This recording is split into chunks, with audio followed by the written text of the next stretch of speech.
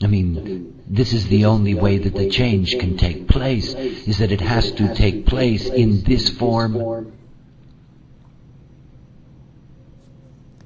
So it gives us extraordinary opportunities, and it places in front of us enormous barriers.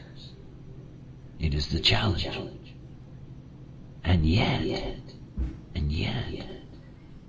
from the point of view of what it is to be human, we have to begin to see that this is, our swan song, this form. I mean, the real human is gone. It's gone. I mean, think about that last baby born just before the line, if you will.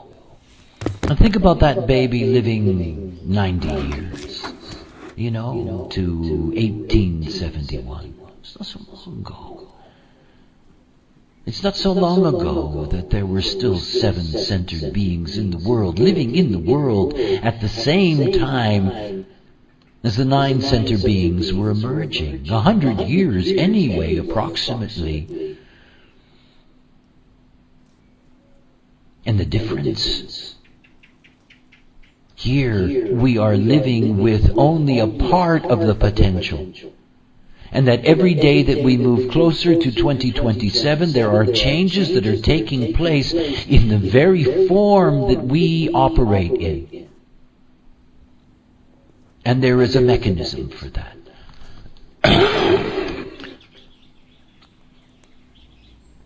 And the mechanism is Pluto. It's Pluto.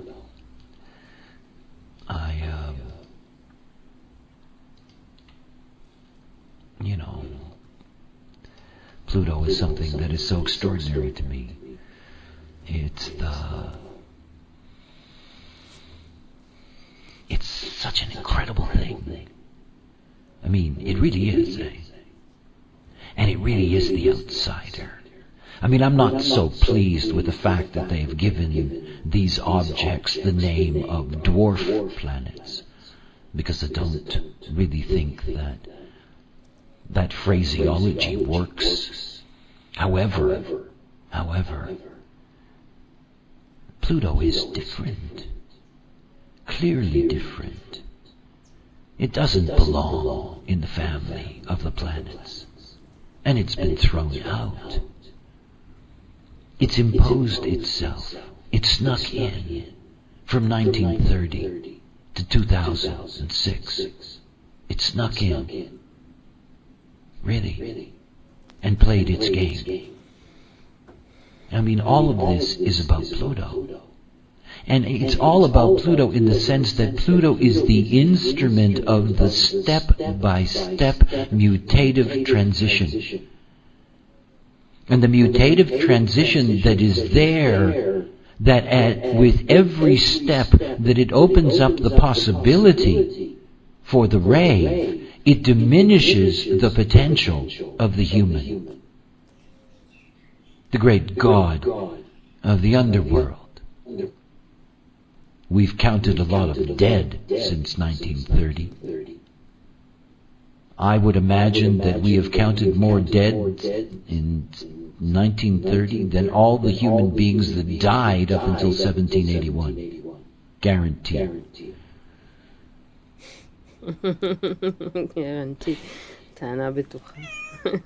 It is a grace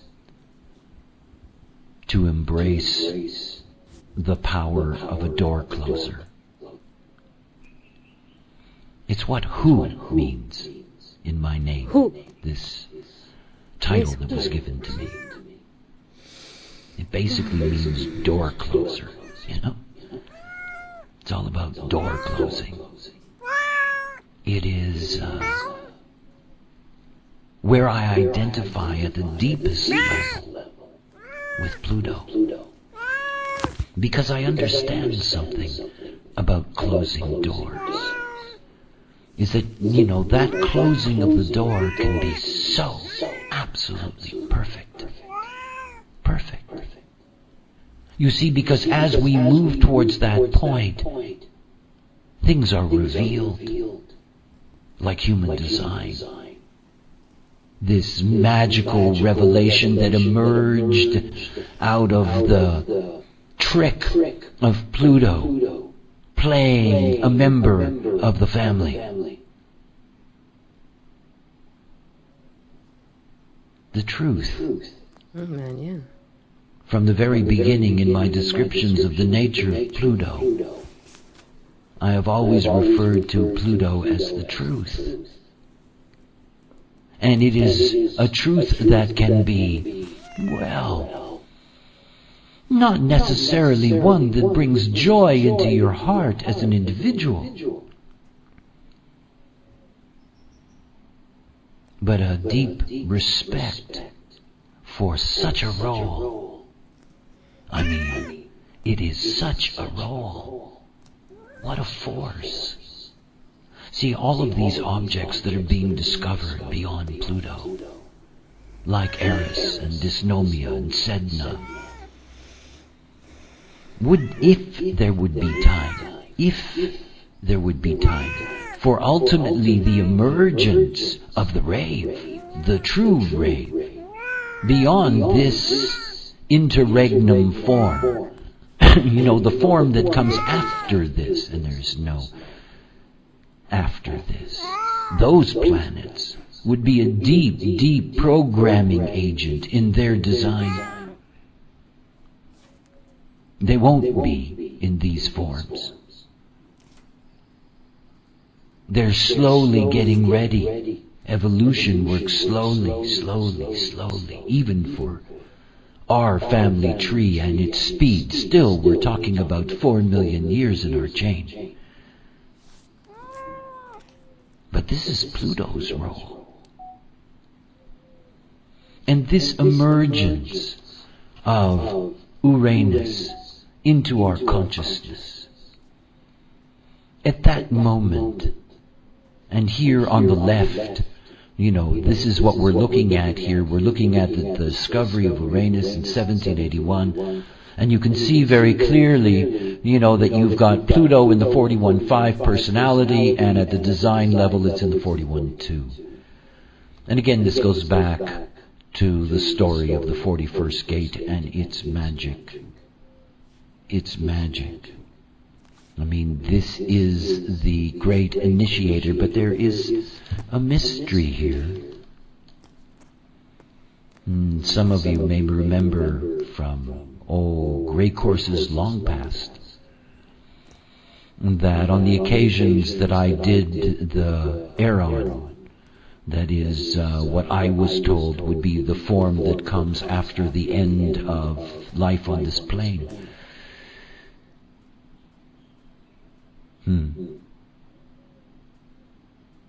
You're going to have to tell me where I was, because I suddenly started thinking Aeron and got totally left off my track. So if you remember what the hell I was saying, you can type it in. This discovery. I see the picture. Pluto in 41. Yeah, I know. Oh yeah, okay, thank you. The Aeron. In that form, one of the things that disappears completely is the experiential way. The 41, the 30, the 36, the 35. I have talked about the fact that this is a stream that can never be aware. That doesn't necessarily mean that is a negative. It is the deepest experiential driving force. But the awareness is derived from the experience rather than the awareness guiding the experience. Otherwise, we would not necessarily know all the many ways of the forking of the paths. But it's interesting to think that this human experiential way is that what we're looking at is the end of the human experiential way when Pluto began this process in 1781 in the 41st gate.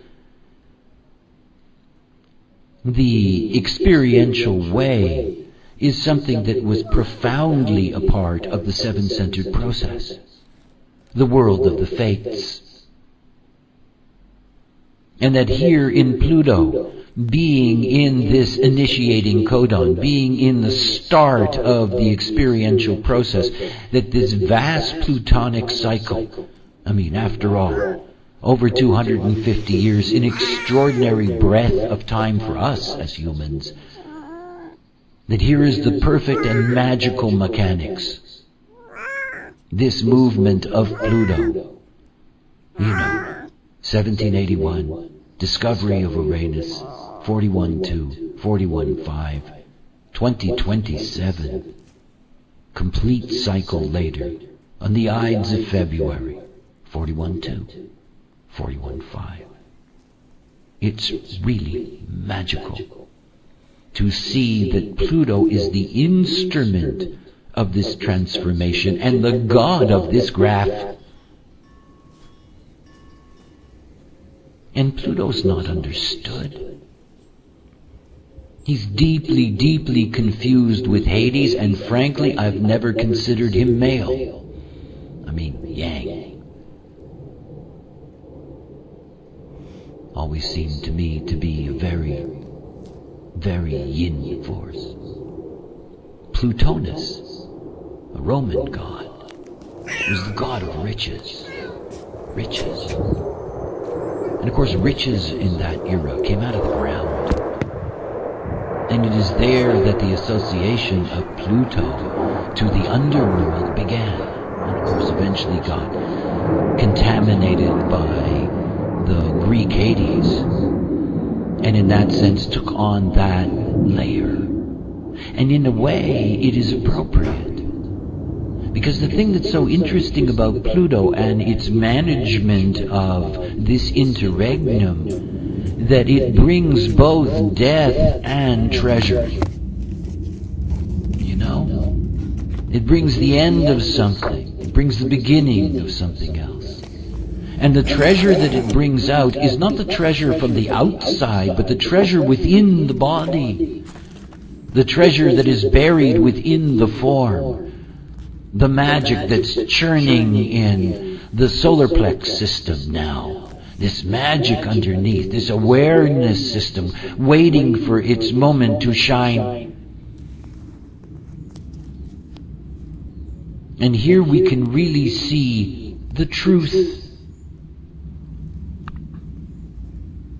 Because this is an evolutionary transition, and it is only correct that one leaves and one emerges. And there is this moment, like the ships passing in the night. There's this extraordinary moment, and for us, it is this 1,000 or 1,300 years we have left, this extraordinary time in which you have these forces, these two distinct species, so different, together, not simply on the same plane, but each operating out of its power in a shared form.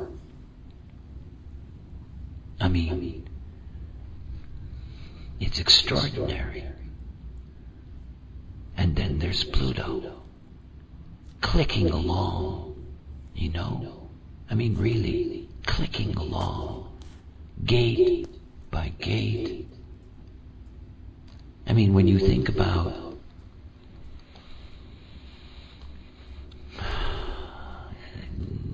these gates, these 64 gates, these 384 lines, the power and attention of the influence of Pluto in each of these forces as it moves. That 2, 3, 4 year period where it has this steady, consistent, ongoing influence. Think about Pluto now. Think about Pluto then. Interesting. 1781.